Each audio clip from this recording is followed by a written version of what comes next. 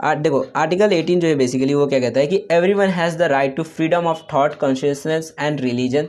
This right include freedom to change his religion और believe and freedom either alone in community with other and in public और private to manifest his religion और believe in teaching, practice, worshipping and observance. मतलब क्या है देखो इसका कि देखो हर एक आदमी जो है उसके पास ये अधिकार है, ये हक है कि वो अपने हिसाब से जो भी उसके थॉट्स रहेंगे, जिसका भी वो पूजा करना चाहे, जिस भी रिलीजन को मानना चाहे वो उसे मान सकता है, ठीक है, जैसा भी वो अपना रिलीजन मानना चाहे। जैसे अगर कोई आदमी है जिसको मतलब इस्लाम को मानना है तो वो मान सकता है उस रिलीजन को भी। किसी को हिंदू को मतलब बेसिकली सनातन धर्म को मानना है तो उसको भी मान सकता है, मतलब हिंदू रहना है तो उसको वो भी कर सकता है। तो आपको जिस भी रिलीजन को मानना है वो मान सकते हो, आपका ये अधिकार है, आर्टिकल 18 कहता है, ठीक है। और अगर आप चाहो तो आप अपने रिलीजन को चेंज भी कर सकते हो अपनी मर्जी से, ठीक है। अगर आपका मन करता है कि मैं अपने रिलीजन को चेंज कर दूँ, आप मान लो कि मुस्लिम आप चाहते हो भैया कि मैं जो हूँ अपना रिलीजन को चेंज करके क्रिश्चियन बन जाता हूँ, या फिर हिंदू और आप अपना चेंज करना चाहते हो रिलीजन, तो आप आराम से कर सकते हो। और ज़रूरी नहीं है कि आपको पब्लिकली करना है, सबको दिखाकर रिलीजन चेंज करना, आप चाहो तो प्राइवेट में भी कर सकते हो। आपको कोई ऐसा बोलेगा नहीं कि अकेले में काय को अपना धर्म चेंज किया, ठीक है।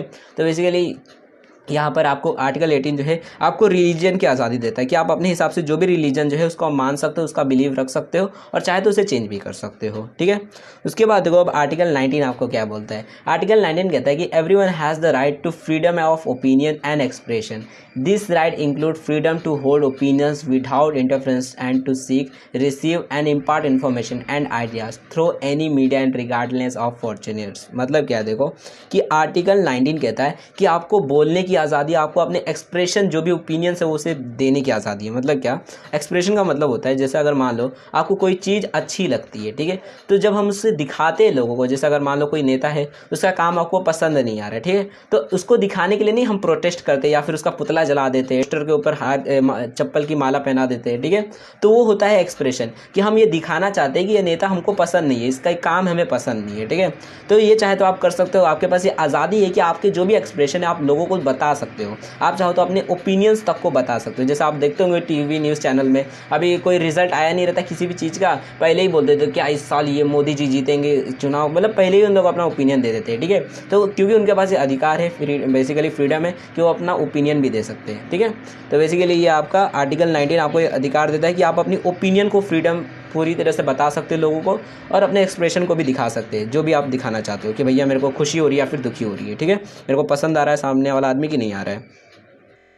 आर्टिकल 20 क्या कहता है, इसके अंदर भी देखो दो क्लॉसेस है। पहला है कि everyone has the right to freedom of peaceful assembly and association. मतलब क्या कि देखो हर एक आदमी के पास ये अधिकार है, ये हक है कि वो चाहे तो अपनी एक असेंबली बना सकता है। मतलब क्या कि देखो जैसे आप आर्टिकल 19 क्या कहता है कि आपके पास बोलने की आज़ादी है। अब मान लो आपने बोलना चालू किया, ठीक है, आप भाषण दे रहे हो कि देखो ये नेता हमको बिल्कुल पसंद है, देखो इनके काम कैसे, अपना अपना ओपिनियन दे रहे हो, ठीक है। अब आप चाहो तो आप अपना एक ग्रुप भी बना सकते हो, ठीक है, कि भैया हम इस नेता के ऊपर प्रोटेस्ट करेंगे कि नेता अच्छा नहीं, इसको निकालो, ठीक है। तो ऐसे टाइम पर आप अपनी एक असेंबली भी बना सकते हो शांति वाली। ये नहीं कि आप किसी बॉम्ब फोड़ने के लिए, किधर कुछ मतलब गलत काम करने के लिए असेंबली बना रहे हो, अच्छे काम के लिए असेंबली बना सकते हो, ठीक है। No one may be compelled to belong an association, ठीक है, किसी को भी ऐसा रोका नहीं जाएगा कि आप एसोसिएशन में नहीं जा सकते या फिर बना नहीं सकते, ठीक है। तो आर्टिकल 20 बेसिकली आपको असेंबली बनाने का अधिकार देता है कि आप अपनी ऑर्गेनाइजेशन ग्रुप बना सकते हो, ठीक है। असेंबली मतलब वो एसोसिएशन ग्रुप बना सकते हो, ठीक है। तो आर्टिकल 20 आपको ग्रुप बनाने की आज़ादी देता है, एसोसिएशन। उसके बाद देखो आर्टिकल 21 क्या कहता है कि everyone has the right to take part in government of his country directly through freely chosen representative. Basically देखो इसके अंदर 3 क्लॉसेज है। पहला क्लॉज क्या कहता है कि देखो आर्टिकल 21 टोटली गवर्नमेंट के ऊपर है कि आप जो है अपनी गवर्नमेंट में पार्टिसिपेट कर सकते हो। कैसे? तो आप चाहो तो वोट लड़ सकते हो, इलेक्शन लड़ सकते हो, ठीक है। आप चाहो जैसा मान लो आप जनरल पब्लिक हो, आप हो कोई भी आदमी, नॉर्मल पीपल हो, कॉमन आदमी, आप चाहते हो कि चलो मैं भी गवर्नमेंट में पार्टिसिपेट करना चाहता हूँ, ठीक है, मैं भी नेता बनना चाहता हूँ, मेरे को भी इलेक्शन लड़ना है, मेरे को भी पीएम बनना है, ठीक है। तो आप चाहो तो आप भी लड़ सकते हो, आप भी इलेक्शन लड़ सकते हो, आपका ये राइट है, आपके पास ये हक है कि आप भी गवर्नमेंट में पार्टिसिपेट कर सकते हो अपने देश की, ठीक है। दूसरे के देश में नहीं कर सकते हो, बट अपने देश में कर सकते हो। अब ये कैसे कर सकते हो? तो आप डायरेक्टली चुनाव लड़ के भी कर सकते हो, नहीं तो आप अगर चुनाव नहीं लड़ना चाहते हो तो आप अपने बदले बदले में जिस भी नेता को चाहते हो कि ये नेता मस्त रहेगा, ये अच्छे से काम करेगा, इसी को हम नेता बनाएंगे, तो आप ये भी कर सकते हो कि इनडायरेक्टली आप दूसरे लोगों को अपना रिप्रेजेंटेटिव बनाकर उन्हें वोट देकर गवर्नमेंट में पार्टिसिपेट कर सकते हो। ठीक है, तो बेसिकली आर्टिकल 21 का फर्स्ट क्लॉज कहता है कि आप पार्टिसिपेट कर सकते हो गवर्नमेंट में, ठीक है, इनडायरेक्टली या फिर डायरेक्टली। उसके बाद देखो इसका सेकंड क्लॉज क्या कहता है कि everyone has the right to equal access to public service in his country, कि मतलब आपकी कंट्री में आपका जो भी पब्लिक सर्विस है, यानी कि आप मिनिस्टर बनना चाहते हो, पब्लिक सर्विस मतलब लोगों की जो सर्विस देने के लिए, मतलब जो भी सरकारी काम रहते हैं, जैसे आप मान लो पीएम बनना चाहते हो, प्रधानमंत्री, सीएम बनना चाहते हो, या फिर मिनिस्टर बनना चाहते हो, कोई भी मतलब पब्लिक सर्विस करना चाहते हो, तो ऐसे टाइम पर आप कर सकते हो। आपको इक्वल एक्सेस रहेगा, मतलब सबको समान अधिकार रहेगा, चाहे आप देश के कोई भी आदमी हो, चाहे अंबानी के बेटे हो, चाहे आप मतलब बहुत गरीब आदमी हो, ठीक है, कोई भी हो, कोई फर्क नहीं पड़ता, चाहे छोटी जाति को हो, बड़ी जाति को, सबको इक्वल एक्सेस रहेगा, मतलब सब चाहे तो इस मतलब आ सकते हैं इसके अंदर, ठीक है, पब्लिक सर्विस के अंदर, चाहे मतलब मिनिस्टर बनने के लिए या फिर कुछ भी बनना है उनको, तो ठीक है, मतलब गवर्नमेंट के अंदर आना चाहते हैं तो आ सकते हैं। उसके बाद देखो इसी में थर्ड क्लॉज क्या कहता है कि वो कहता है कि the will of the people shawl be the basis of the authority of the government, this will shawl be expressed in periodic and genuine election which shall be by universal and equal suffrage and shall be held by secret vote or by evaluating free voting procedure। मतलब क्या कि देखो इसका first clause देखो क्या कहता है कि आपके पास ये अधिकार है कि आप गवर्नमेंट में पार्टिसिपेट कर सकते हो और अपने डायरेक्टली या फिर इनडायरेक्टली आप गवर्नमेंट में पार्टिसिपेट हो सकते हो, ठीक है। सेकेंड क्लॉज क्या कहता है कि आपके पास सबके पास इक्वल एक्सेस है कि वो पब्लिक सर्विस में जा सकते हैं अपने देश के। अब थर्ड इसका क्लॉज क्या कहता है आर्टिकल 21 का कि आप बेसिकली आप जो है आप जो भी नॉर्मल पीपल से जितने भी लोग होते हैं उनके पास पूरा एक अथॉरिटी रहता है, मतलब बेसिकली कह सकते हो पावर रहता है कि गवर्नमेंट किस तरीके से काम करेगी, कौन सी गवर्नमेंट काम करेगी, कैसे, तो वो वोट देते हैं कि अगर मान लो कोई नेता का काम पसंद नहीं आ रहा है तो उसको वोट नहीं देंगे, अगली बार दूसरे नेता को लाएंगे और फिर वो काम करेंगे। तो एक तरीके से देखोगे तो जो गवर्नमेंट होती है वो पीपल्स के इशारों पे, पीपल के हिसाब से काम करती है, ठीक है। तो बेसिकली इसका ये थर्ड क्लॉज कहता है कि आप जो है बेसिकली आप गवर्नमेंट को कंट्रोल करोगे अपनी वोट दे दे के, ठीक है। तो ये आर्टिकल 21 कहता है बेसिकली आपका जो है बेसिकली पार्टिसिपेशन रहेगा, ठीक है, कि आप अब गवर्नमेंट में पार्टिसिपेट कर सकते हो, गवर्नमेंट को कंट्रोल कर सकते हो, ओके। उसके बाद देखो अब इसका आर्टिकल 22 क्या कहता है। आर्टिकल 22 कहता है everyone has as a member of society has the right to social security and is entitled to realisation through the national effort and international cooperation and in accordance with the organisation and resources of each state of the economy, social and cultural rights indispensable for his dignity and the free development of his personality। मतलब क्या देखो article 22 basically आपको social security देता है कि सामाजिक आपको मतलब सिक्योरिटी रहनी चाहिए कि आप जैसे मान लो आप कहीं पे बैठे हो, जैसे आप मान लो महाराष्ट्र के अंदर हो, ठीक है, अब महाराष्ट्र के अंदर मान लो कहीं पे मुंबई में आप हो, मुंबई में आपका घर है, तो आपके पास ये हक है कि आपकी सिक्योरिटी, आपकी जो समाज है वहाँ पर आपको सिक्योरिटी मिले, ठीक है, कि अगर मान लो कोई भी अचानक से आ रहा है, लुटेरे आ रहे हैं, आपको लूट के चले जाए। जैसे पहले के टाइम पे कैसे होता था कि लुटेरे आते थे, हर कुछ दिनों में आते थे, गाँव को लूट के लेके चले जाते थे, तो उनको सिक्योरिटी नहीं मिलती थी समाज की, ठीक है। लेकिन आज के टाइम पे देखो कोई लूट के लेके जाता है, कोई आएगा तो पुलिस उसको पकड़ के लेके चली जाती है, तो आपको सिक्योरिटी मिलती है, ठीक है। तो आर्टिकल 22 यही कहता है कि आपको सोशल सिक्योरिटी का हक है, ठीक है। अब ये सोशल सिक्योरिटी आपको कैसे मिलेगी, तो देखो बेसिकली मिल सकती है अलग अलग तरीके से कि जो हमारे देश के जो भी बेसिकली नेता लोग हैं या फिर देश के जितने भी लोग हैं अगर वो एफर्ट करेंगे, नेशनल एफर्ट्स होंगे, तो उससे हो सकता है हमें इंटरनेशनल कोऑपरेशन करना होगा, यानी बाकी जो हमारे आसपास के पड़ोसी देश है उनसे कोऑपरेट करके उनके साथ अच्छे से समझौता करके रहना होगा। जैसा पाकिस्तान है तो उसके साथ हमारा उतना थोड़ा नहीं रहता है ढंग से, जिसकी वजह से कई बार हुआ है कि वो अपना टेररिस्ट भेज देता है, तो हमारी सोशल सिक्योरिटी में थोड़ा बहुत प्रॉब्लम आ जाती है, ठीक है। तो इसलिए हमें अपने आसपास के जो भी देश है या फिर जितने भी देश है उनके साथ कोऑपरेशन मतलब समझौता करके रखना है ताकि कोई भी मतलब सोशल सिक्योरिटी से रिलेटेड इशू ना आए, ठीक है।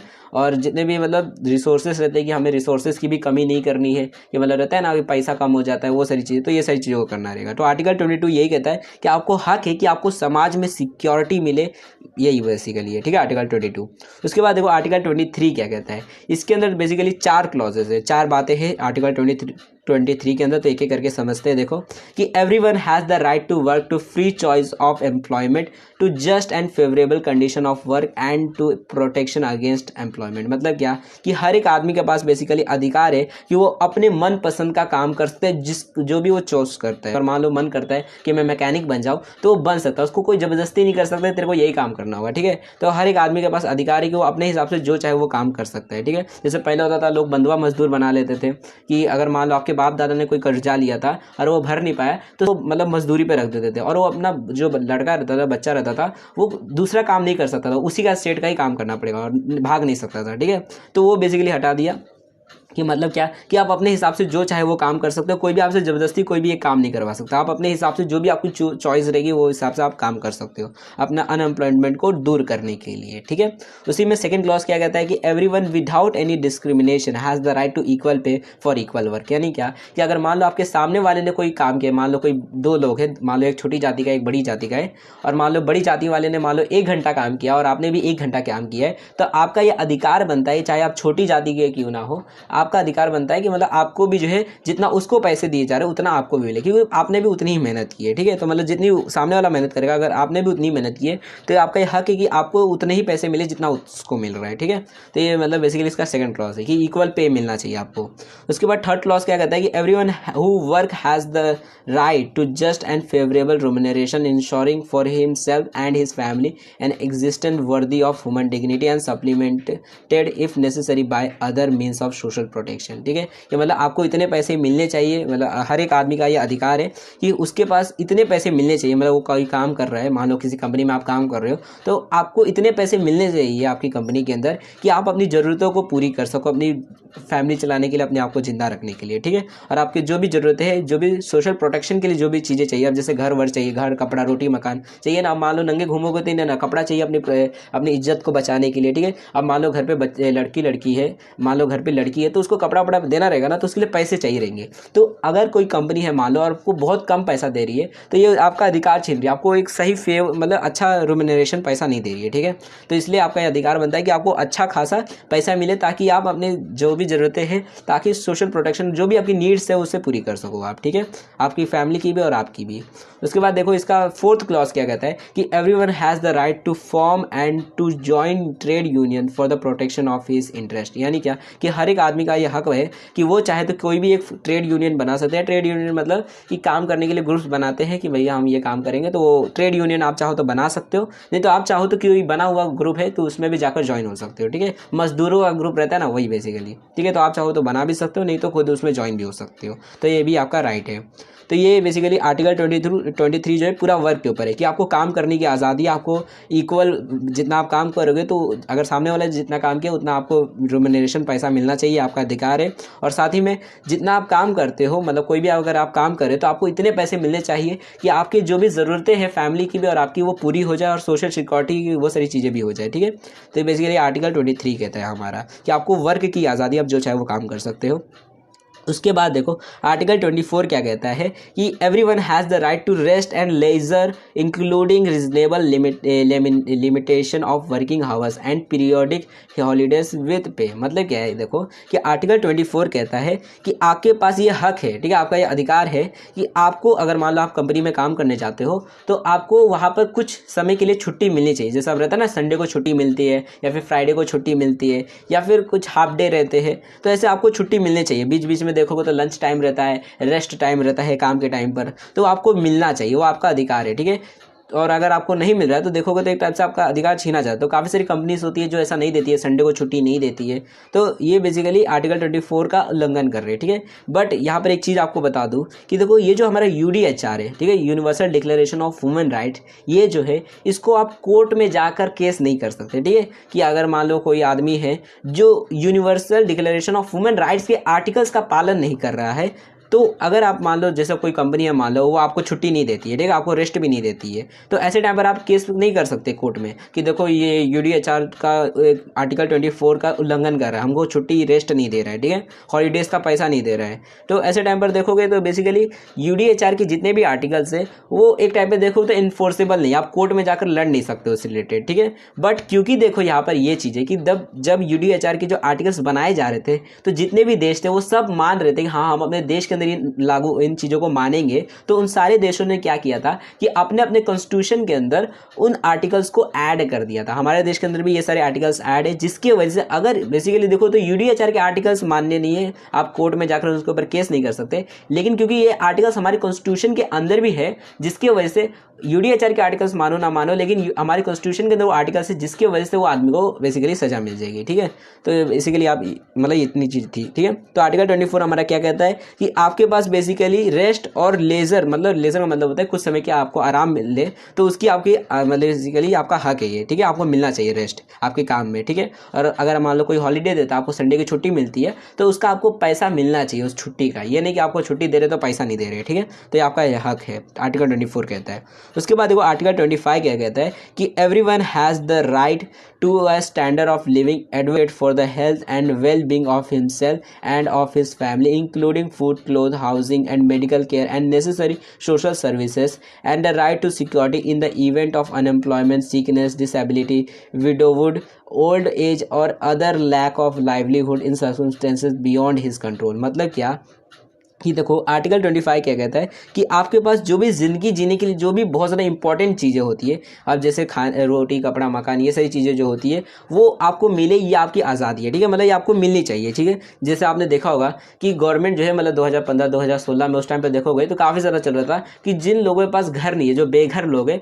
तो गवर्नमेंट उन लोगों को घर दे रही थी। ठीक है, घर उनको मतलब रहने के लिए उनको घर दे रही थी। ठीक है, कि आप अपने पास घर रखिए। ठीक है, आपके पास घर नहीं है, घर रहने के लिए छत नहीं है, तो ये क्यों दे रही थी? ताकि उनकी ये जो नीड है, ज़रूरत है, बेसिकली सोशल सिक्योरिटी के लिए बहुत ज़्यादा ज़रूरी है कि उनके पास एक घर हो, अपना मतलब सिर छुपाने के लिए छत हो। ठीक है, बेसिकली सिर के ऊपर छत होना चाहिए। ठीक है, मतलब घर होना चाहिए।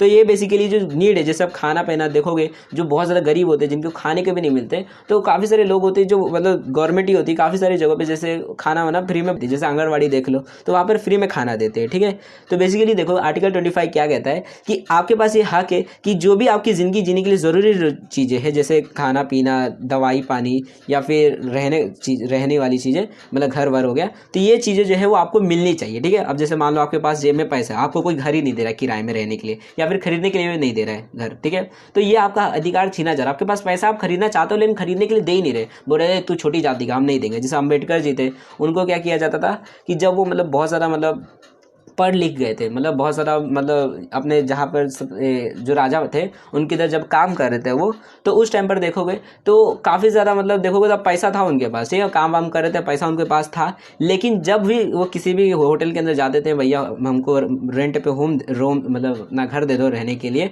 तो उन लोग इसलिए भगा देते थे कि मतलब ये छोटी जाति का, इसको भगा दो यहाँ से। ठीक है, तो अब ऐसा कोई नहीं कर सकता। तो आर्टिकल 25 यही कहता है कि मतलब आपको रहने, खाना पीना, ये जो नेसेसरी चीज़ें हैं ज़िंदगी जीने के लिए, वो आपका हक है, आपको मिलनी चाहिए। ठीक है, और साथ ही में जो भी चीज़ें होती है जो आपके अनकंट्रोल में होती है, जैसे मान लो आप अपाहिज हो, ठीक है, आपके हाथ पैर दोनों नहीं है, ठीक है, ऐसे टाइम पर आप अपाहिज हो और आपके पास अनएम्प्लॉयमेंट, आपके पास मतलब काम धंधा नहीं, आप खाना पीना चाहते हो, मतलब पैसा वैसा कुछ है ही नहीं और आपको काम चाहिए, आप अपाहिज हो, तो आपको बताओ काम कौन देगा? तो ऐसे टाइम पर गवर्नमेंट जो होगी उसे काम देगी। देखा होगा, आपने सुना होगा कि जो अपाहिज लोग होते हैं उनके लिए कुछ रिजर्वेशन सीट जो रहती है, जो सरकारी जॉब रहते हैं वहाँ पर आपको रखी रहती है। अगर आप अपाहिज होंगे तो आपको आराम से जॉब मिल जाती है, सरकारी नौकरी। ठीक है, तो बेसिकली यही सारी चीज़ है कि आपके पास ये अधिकार है कि अगर आप अनकंट्रोल सिचुएशन में रहते हो, कि जैसे आप अपाहिज हो गए या फिर विधवा हो गए, ठीक है, तो ऐसे टाइम पर गवर्नमेंट आपकी मदद करेगी, जैसे विधवा आश्रम बनाए जाते हैं। ओके, उसके बाद देखो इसी में सेकंड क्लॉज भी यहाँ पर बताया गया, आगे सेकंड क्लॉज भी है कि motherhood and childhood are entitled to special care and assistance. All children whether born in और out of wedlock should enjoy the same social protection. मतलब क्या, मदरहुड एंड चाइल्डहुड बेसिकली इसका मतलब ये है कि अगर मान लो कि कोई बच्चा है, ठीक है, और वो शादी होने से पहले ही पैदा हो गया, ठीक है, मतलब लड़का लड़की थे, शादी से पहले ही बच्चा पैदा हो गया और अभी शादी हुआ नहीं है, ठीक है, तो उस टाइम पे देखो तो उस बच्चे की समाज में काफ़ी ज़्यादा लोग इज्जत नहीं करते, ठीक है, ढंग से उससे पेश नहीं आते, उसको बोलते देखो ये शादी से पहले नाजायज़ बच्चा है, ठीक है, तो काफ़ी ज़्यादा परेशान करते हैं बच्चे को। तो ये नहीं होना चाहिए। दोनों बच्चे, अगर मान लो कोई बच्चा शादी के बाद पैदा हुआ है और कोई बच्चा शादी से पहला पैदा हुआ है, तो दोनों को हमें सेम इक्वली ट्रीट करना चाहिए। मतलब बेसिकली चाहे शादी से पहले पैदा हो चाहे शादी के बाद पैदा हो, हमें उस बच्चे को इक्वली ट्रीट करना चाहिए, दोनों को सोशल प्रोटेक्शन देनी चाहिए, ठीक है।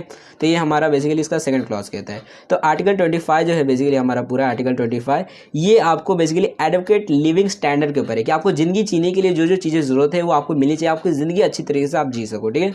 तो चाहे वो सोशल प्रोटेक्शन हो वो भी आपको मिलनी चाहिए। उसके बाद देखो अब आर्टिकल 26 क्या कहता है। आर्टिकल 26 के अंदर बेसिकली देखो इसके अंदर भी 3 क्लॉजेस हैं।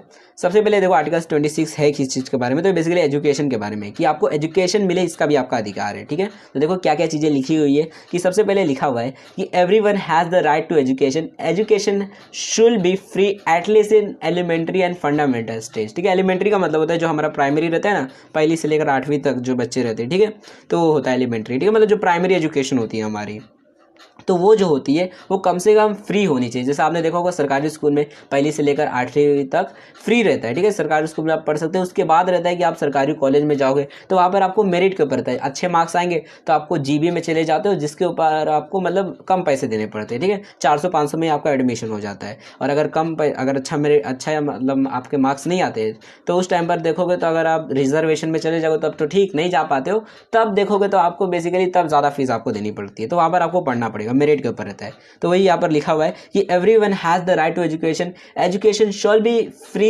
At least in elementary and fundamental stage, यानी इस टाइम पर आपको फ्री होनी चाहिए प्राइमरी एजुकेशन, एलिमेंट्री एजुकेशन जो है, फंडामेंटल स्टार्टिंग की जो स्टेज होती है हमारी एजुकेशन की वो फ्री होनी चाहिए, मतलब कम से कम, ठीक है। Elementary education shall be compulsory, इसको कंपलसरी रखना है, सबको देना है, चाहे वो कोई गरीब बच्चा हो चाहे कैसा भी हो, ठीक है। Technical and professional education shall be made generally available and higher education shall be equally accessible to all on the basis of merit, यानी क्या कि और रही बात जो बड़ी बड़ी मतलब टेक्निकल या फिर प्रोफेशनल एजुकेशन होती है जहाँ पर पैसा ज़्यादा लगता है, गवर्नमेंट का भी ज़्यादा खर्चा लगता है, और बेसिकली उस टाइम पर बच्चे भी क्योंकि अब बड़े हो चुके रहते हैं, हायर एजुकेशन अब जैसे 10वीं 12वीं के बच्चे हो गए, तो उस टाइम पर चाहे तो गवर्नमेंट जो हो मेरिट के बेसिस पे उनको बेसिकली एजुकेशन दे सकती है कि जिसके जितने मार्क्स आएंगे, अगर मान लो बहुत ज़्यादा आपको मार्क्स आते हैं, अच्छे मार्क्स आते हैं, तो आपको मेरिट के हिसाब से आपको बहुत कम पैसे लिए जाएंगे सरकारी स्कूल्स के अंदर। जीबी में आप चले जाते हो फिर आपको कितना मतलब बहुत कम पैसे देने पड़ते हैं कि अगर 400-500 में आपका साइंस में या फिर कॉमर्स में एडमिशन हो जाता है 11th-12th में, ठीक है। तो बेसिकली यही चीज़ है यहाँ पर, तो ये बताया गया है एजुकेशन कि आपको एजुकेशन मिलना चाहिए प्राइमरी स्टेज तक, एलिमेंट्री स्टेज तक तो आपको मिलना चाहिए फ्री में, और उसके बाद जो है मेरिट के हिसाब से देना चाहिए। उसके बाद देखो सेकंड क्लॉज में क्या लिखा हुआ है इधर कि education should be directed to the full development of the human personality and to the strengthening of respect for human rights and fundamental freedom. It shall promote understanding, tolerance and friendship among all nation, racial और religious group and shall further the activities of the United Nation for the maintenance of peace. मतलब क्या इसका second clause ये कहता है कि जब आप अपनी लोगों को एजुकेशन देते हो तो उस टाइम पर आपको एजुकेशन इस प्रकार से देनी है कि वो जो लोग हैं उनका फंडामेंटल ग्रोथ हो, मतलब वो बेसिकली वो मेंटली भी ग्रो हो और उनका दिमाग इंटेलिजेंस बढ़ी। ये नहीं कि आप कुछ और सिखा रहे हैं जैसे पाकिस्तान में होता है कि वहाँ पर अभी देखोगे तो वहाँ पर ज़्यादातर जो चीज़ें हैं वो इंडिया के अगेंस्ट में ही पढ़ाई जाती है कि भैया इंडिया बहुत बुरा था, इसने ये किया था। और हमारे इंडिया में देख लो हमारा जो बेसिकली हिस्ट्री है, वैसे तो देखोगे हमारा भी कोई एजुकेशन सिस्टम बहुत ज़्यादा हार्ड अच्छा नहीं है, बट ठीक ही ठाक है, ठीक है, काम चलाऊ है, जैसा भी है। तो बेसिकली हमारे में देखोगे तो हम जो भी इन्फॉर्मेशन देखते हैं तो एक अच्छा इन्फॉर्मेशन देते हैं कि हाँ भाई इस देश के साथ हमारी लड़ाई हुई थी, उस टाइम पे हम हार गए थे, हम उस टाइम पे कमज़ोर थे, जो भी चीज़ जो भी सिचुएशन थी हम बताते हैं, ठीक है। तो बेसिकली इस तरह से एजुकेशन देनी है कि भी इन्फॉर्मेशन है ताकि वो ह्यूमन जो है जो भी पर्सन है उसकी पर्सनैलिटी जो है वो ग्रो हो सके और वो मतलब एक अच्छे तरीके से समझ सके जो भी ह्यूमन राइट्स है, जो जो उसके अधिकार है, जो जो उसके अधिकार मिलते हैं, जो जो दूसरों के अधिकार है उसके बारे में वो जान सके और उस हिसाब से चले और बेसिकली एक फ्रेंडली रिलेशन सबसे बना के रखे, सारे देशों के बारे में उसके अच्छे मतलब इरादे रही है, नहीं कि भैया ये हमारा दुश्मन है या हमारा अच्छा है। जैसे अगर पाकिस्तान में देखोगे, आपने वीडियो कई बार देखे होगी पाकिस्तान में इंटरव्यूज लेते टाइम पर, तो आप ज़्यादातर लोगों यही रहता है भैया इंडिया तो बहुत बुरा है, इंडिया में बहुत होता है, मुस्लिम लोगों को परेशान किया जाता है। तो बेसिकली उनके दिमाग में वो बैठा दिया गया है। तो बेसिकली आपके एजुकेशन के अंदर आपको ऐसा करना है कि आप किसी भी नेशन के खिलाफ नफरत ना फैलाओ, ठीक है, आपको सबकी तरफ प्यार बरसाना है, ठीक है, यही सारी चीज़ें बताई गई है। उसके बाद देखो थर्ड क्लास में क्या बताया इसी के अंदर कि parents have a prior right to choose the kind of education that should be given to their children. मतलब क्या कि जो पेरेंट्स होते हैं, जो भी मतलब मम्मी पापा हो गए, तो उनके पास ये हक है कि वो चूज कर सकते हैं कि वो अपने बच्चे को कौन सा एजुकेशन देना चाहते हैं, ठीक है। अब जैसे आप चाहो तो आप डायरेक्टली जैसे 10वीं के बाद होता है ना कि आप चाहो तो 11वीं 12वीं भी पढ़ा सकते हो, नहीं तो आप चाहो तो उसे डायरेक्टली पॉलिटेक्निक में भेज सकते हो, ठीक है। तो आप जो चाहे वो एजुकेशन अपने बच्चे को करवा सकते हो। ये पेरेंट्स का बेसिकली रहता है कि आपके पास ये हक है, ठीक है। और नॉर्मली पेरेंट्स जो होते हैं बेसिकली हक उन्हें इसलिए दिया जाता है कि पेरेंट्स नॉर्मली अपने बच्चों का अच्छा ही चाहते हैं, ठीक है, कि मेरा बच्चा ज़्यादा से ज़्यादा आगे बढ़ सके, तो लोग अच्छी एजुकेशन दिलाते। जैसे अगर ज़्यादातर देखो पेरेंट्स जो रहते हैं वो साइंस में एडमिशन करवा देते हैं कि साइंस पढ़ेगा इंजीनियर बन जाएगा, ठीक है। तो बेसिकली जो पेरेंट्स हैं उनके पास ये हक है कि वो अपने बच्चे को चाहे तो उस हिसाब से जो भी वो पसंद करते हैं करियर वो उसमें डाल सकते हैं कि भैया ये एजुकेशन इसको मिलनी चाहिए, ठीक है। तो उनके पास ये हक है, ये थर्ड क्लॉज कहता है। तो बेसिकली हमारा आर्टिकल 26 जो है पूरा वो एजुकेशन के ऊपर ही है कि आपको एजुकेशन मिलनी चाहिए, एलिमेंट्री एजुकेशन मिलनी चाहिए, ठीक है। और आपके एजुकेशन के अंदर कोई भी फालतू चीज़ नहीं होनी चाहिए, ह्यूमन डेवलपमेंट से रिलेटेड चीज़ें और बेसिकली जो भी हमारे ह्यूमन राइट्स, फंडामेंटल फ्रीडम्स, ये सारी चीज़ें उन्हें पता होनी चाहिए। मतलब कह सकते हो पर्सनैलिटी ग्रोथ होनी चाहिए, इंटेलिजेंस उनकी बढ़नी चाहिए, आप अच्छी तरीके से उन्हें एजुकेट करने चाहिए। और आर्टिकल बेसिकली इसी का थर्ड क्लॉज कि पेरेंट्स के पास ये अधिकार, ये हक है कि वो अपने बच्चों का जो भी एजुकेशन है, जिस भी तरह का एजुकेशन करवाना चाहते हैं वो चूज़ कर सकते हैं कि भैया मैं अपने बच्चे को कौन सा पढ़ाई करवाऊंगा, ठीक है। जैसे CBSE पढ़ाओ या फिर SSC, जो चाहे वो करवा सकते हैं, ठीक है। उसके बाद देखो आर्टिकल 27 क्या कहता है। आर्टिकल 27 कहता है कि everyone has the right to freely participate in the cultural life of the community, to enjoy the art and to share in the scientific advancement in its benefit. मतलब क्या, जैसे मान लो आप अमेरिका में गए, ठीक है। अब अमेरिका में आप गए, अमेरिका में देखा आपने टेस्ला की कार, ठीक है, कि भैया ऑटोमेटिक कार चल रही है यहाँ पर, ठीक है। तो ऐसे टाइम पर क्योंकि आप दूसरे देश के अंदर वहाँ के कल्चर को आप देख रहे हो, तो आपके पास ये हक है, राइट है। तो आर्टिकल 27 कहता है कि आपके पास ये राइट है कि वहाँ की जो भी साइंटिफिक एडवांसमेंट हुई है, जो भी वहाँ पर चीज़ें हैं, वहाँ का कल्चर है, उसको आप अडॉप्ट कर सकते हो, उसको चीज़ों को आप ले सकते हो, ठीक है। जैसे वहाँ पर मान लो लड़की लोग है या फिर कोई भी आदमी है फैशन करके घूम रहा है, छोटे छोटे कपड़े पहन के घूम रहा है, तो आप चाहो तो आप भी वैसे कर सकते हो, ठीक है। वहाँ पर आपको कोई रोकेगा नहीं है, यू आर इंडियन, यू मतलब ऐसा आप नहीं कर सकते, ठीक है। आप नहीं पहन सकते कपड़े, या फिर आप टेस्ला की कार नहीं चला सकते, तुम इंडियन हो, तुम लोग वो मारुति कार चलाओ, ठीक है। तो ऐसा आपको कोई नहीं बोल सकता, ठीक है। आपके पास ये राइट है कि आप दूसरी जगह की जो भी एडवांसमेंट टेक्नोलॉजी या फिर वहाँ का जो भी कल्चर है उसको एंजॉय कर सकते हो, ठीक है। उसके बाद इसी में क्लॉज 2 भी कहता है कुछ चीज़ें कि यहाँ पर कुछ चीज़ें लेकिन रिस्ट्रिक्शन रहेगी, जैसे everyone has the right to the protection of the moral and material interest resulting from any scientific literary और artistic production of which he is the author. मतलब क्या कि अगर मान लो आपने किसी चीज़ का प्रोडक्शन किया, जैसे मान लो आपने कोई साइंटिफिक डिस्कवरी कर दी, ठीक है, आपने कोई मतलब कोई भी इन्वेंशन किया, तो ऐसे टाइम पे आपने सुना होगा ना भाई कि मतलब हम लोग उसका ट्रेडमार्क कर देते हैं, ठीक है, कि मतलब मेरा जो भी इन्वेंशन है उसको कोई कॉपी ना कर ले, ठीक है। कि जैसे आपने मान लो कोई बहुत बड़ा इन्वेंशन कर लिया तो उसको कोई कॉपी ना कर ले, तो उसका भी एक राइट है। बेसिकली ये इसी के अंदर सेकंड क्लॉज ये भी कहता है कि उस राइट को कोई कॉपी नहीं करेगा। बेसिकली अगर आपका कोई इन्वेंशन होता है तो उसे कोई भी कॉपी नहीं करने वाला है, ठीक है। बट अगर कोई कल्चर है आपका तब उसे कोई भी कॉपी कर सकता है कि भैया मैं भी इसके कल्चर की तरह कपड़े वपड़े पहनूंगा। लेकिन अगर आपने कोई इन्वेंशन किया है या फिर कोई आर्ट बना दिया, ठीक है, मान लो आपने कोई बहुत बड़ा आर्ट बना दिया, तो उसको कोई भी कॉपी नहीं करेगा, ये आपका अधिकार है। आपको ये बेसिकली आपका प्रोटेक्शन आपको मिलेगा, लॉ आपको प्रोटेक्ट करेगा कि आपका ये जो इन्वेंशन है कोई भी छीने ना आपसे, ठीक है।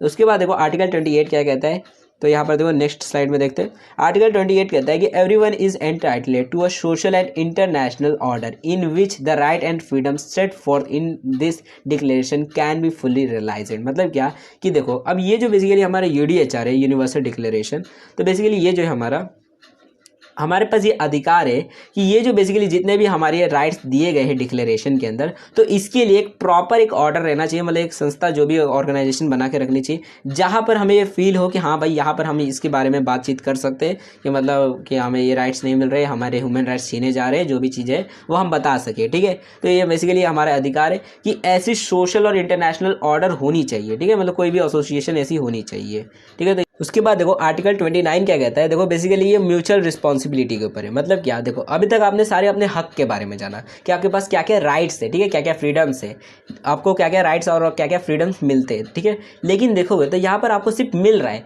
आपको भी तो कुछ रिस्पॉन्सिबिलिटी होगी, आपको भी तो कुछ चीज़ें करनी होगी। जैसे अगर आप देश के नागरिक हो तो आपको कुछ चीज़ें करनी रहती है, आपको कुछ रिस्पॉन्सिबिलिटी रहती है। तो वही रिस्पॉन्सिबिलिटी यहाँ पर आर्टिकल 29 के अंदर बताइए कि आपकी क्या म्यूचुअल रिस्पॉन्सिबिलिटी होती है अपने देश, अपनी दुनिया के लिए, ठीक है, अपने लोगों के लिए, सोसाइटी के लिए। तो ये देखो यहाँ पर बताया गया है कि everyone has the duty to the community in which alone the free and full development of his personality is possible. मतलब क्या कि आपकी ड्यूटी बनती है कि आप अपनी पर्सनैलिटी को जितना हो सके उतना ज़्यादा डेवलप करो। अब क्यों ऐसा, आपकी पर्सनैलिटी डेवलप होने से बाकी का क्या फ़ायदा होगा। अब जैसे कि अगर मान लो हमारे देश के अंदर कोई आदमी है जो बहुत ज़्यादा अमीर हो जाता है, ठीक है, जैसे आप अमेरिका में देखोगे तो वहाँ पर अब जितने भी लोग हैं, ठीक है, अब जैसे इलोन मस्क हो गया, मार्क ज़करबर्ग हो गए, जितने भी लोग हैं, अब वो अपने आप को डेवलप करे, लेकिन उनकी डेवलपमेंट की वजह से देखोगे तो अमेरिका डेवलप हो रहा है, ठीक है। तो बेसिकली देखोगे तो अगर किसी भी देश का, अगर मान लो आपका घर है और आपके घर में कोई आदमी है, मान लो वो IAS ऑफिसर बन जाता है, ठीक है, या फिर बहुत ज़्यादा अमीर आदमी बन जाता है, कोई बहुत बड़ा बिजनेसमैन बन जाता है, तो आपका घर जो रहेगा वो भी डेवलप हो जाएगा, ठीक है। वैसे ही हमारा देश भी डेवलप हो जाएगा। तो ये भी आपकी ये होती है कि आप अपने आप को डेवलप जितना हो सके उतना करो, ताकि आपका जो कम्युनिटी है या फिर आपका जो देश है वो भी डेवलप हो जाए, ठीक है। तो ये आपका पहला बेसिकली अधिकार, रिस्पॉन्सिबिलिटी बनती है, पहला क्लॉज कहता है। सेकंड आगे क्या लिखा है कि in the exercise of his right and freedom everyone shall be subjected only to such limitation as are determined by law solely for the purpose of securing due recognisation and respect for the right and freedom of other and of meeting the and just requirement of morality, public order and a general welfare in the democratic society। यानी क्या कि देखो यहाँ पर आपने जितने भी rights देखे, जैसे आपको घूमने फिरने की आज़ादी है, आपको प्राइवेसी की आज़ादी है, आपको लाइफ की लिबर्टी की आज़ादी है, ठीक है। तो यहाँ पर देखोगे तो आपकी आज़ादी हो सकता है कि कभी कभार दूसरों की आज़ादियों को परेशान करे। मतलब क्या, जैसे आपको घूमने फिरने की आज़ादी है, ठीक है, तो आप किसी के बेडरूम में घुस जाओगे, ठीक है, आप बोलोगे मेरे को तो घूमने फिरने की आज़ादी है ना, मैं तो कहीं भी घूम सकता हूँ, मैं किसी के बेडरूम में भी घूम सकता हूँ, ठीक है। तो आप वहाँ पर थोड़ी बोलोगे ये मेरे तो आज़ादी है, मैं कहीं भी घूमूँ, ठीक है। तो वहाँ पर उसकी भी तो आज़ादी है ना, प्राइवेसी की, मेरे प्राइवेसी की आज़ादी है। तो ऐसे टाइम पर देखो तो यहाँ पर कॉन्ट्राडिक्शन हो जा रहा है कि आपकी आज़ादी उसकी आज़ादी को छीन रही है, ठीक है। तो इसलिए ये आपका बेसिकली रिस्पॉन्सिबिलिटी बनती है कि आपकी आज़ादी से, आपके राइट से कभी भी किसी और की मॉरलिटी, मतलब उसकी इज्जत या फिर जो भी मतलब किसी पब्लिक को मान लो डिस्टर्बेंस हो रहा है तो वो ना हो। तो बेसिकली आपको ये ध्यान रखना रहता है। तो ये आपकी रिस्पॉन्सिबिलिटी है, ठीक है, कि आपके राइट्स की वजह से किसी और को परेशानी ना हो, ठीक है। यही चीज़। उसके बाद देखो थर्ड इसका क्लॉज क्या कहता है कि बेसिकली ये जो हमारा UN जो है, यूनाइटेड नेशन जो है, जिसने ये डिक्लेरेशन दिया है, तो आपकी ये रिस्पॉन्सिबिलिटी बनती है कि आप इसे किसी भी केस में अच्छी तरीके से ऐसा ना करो कि फॉलो ना करो, ठीक है। आपको इसको फॉलो करना है, जो भी इसके राइट्स और फ्रीडम्स दिए गए आपको इसको मानना है। जैसे आप मान लो आप गवर्नमेंट हो तो आपको इसको मानना रहेगा। बेसिकली ये जो भी हमारे आर्टिकल्स दिए गए हैं, लोगों अधिकार दिए गए हैं, तो बेसिकली थर्ड क्लॉज यही कहता है कि आपकी रिस्पॉन्सिबिलिटी है कि जितने भी यूनाइटेड नेशन ने लॉस दिए तो आपको उसको पालन करना है, उसके राइट्स को और फ्रीडम्स को लोगों को देना है, ठीक है। तो बेसिकली यही था इसका थर्ड क्लॉज कहता है। तो यहाँ पर आपको म्यूचुअल रिस्पॉन्सिबिलिटीज़ के बारे में बताया गया है आर्टिकल बेसिकली 29 के अंदर, ठीक है। उसके बाद देखो आर्टिकल 30 क्या कहता है। बेसिकली देखो आर्टिकल 30 बेसिकली ये जो हमारा लास्ट UDHR का आर्टिकल है, उसके बाद UDHR के जितने भी आर्टिकल्स है वो फिनिश हो जाएंगे, ठीक है।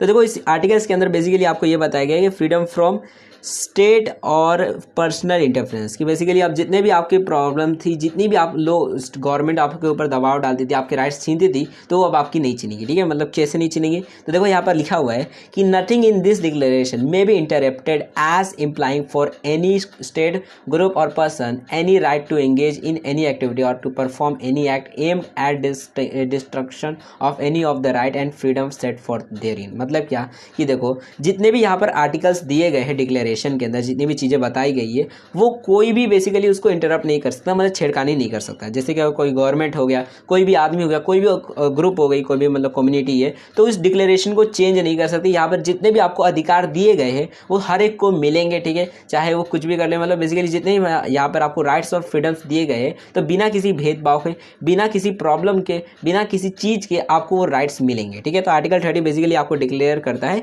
कि अब आप बेसिकली स्टेट और पर्सनल इंटरफ्रेंस से फ्री हो चुके हो, आज़ाद हो चुके हैं। 30 बेसिकली आपको कह सकते हो ये बताता है कि अब आप जितने भी यहाँ पर आर्टिकल्स दिए गए इनको माना जाएगा, कोई भी इसको नहीं ऐसा नहीं करेगा कि नहीं मानेगा, ठीक है। और बेसिकली इसके पीछे एक सिंपल सा लॉजिक भी है, क्योंकि देखो जब UDHR का जब बेसिकली ये डिक्लेरेशन बन रहा था और जब जनरल असेंबली में इसको दिया गया था, तो उस टाइम पर देखोगे तो टोटल मतलब जितने भी वहाँ पर देश थे उसमें से 48 देश जो थे, मतलब देखोगे तो टोटल स्टेट कुछ 56 से लेकर 58 मेरे ख्याल से स्टेट्स थे। स्टेट मतलब बेसिकली नेशन यहाँ पर समझो, ठीक है, मतलब 58 देश थे मेरे में भी। तो उसमें से 48 जो देश थे वो इसके राजी में थे कि हाँ भाई ये जो डिक्लेरेशन है वो सही है, ठीक है, हम इसको मानेंगे, ठीक है।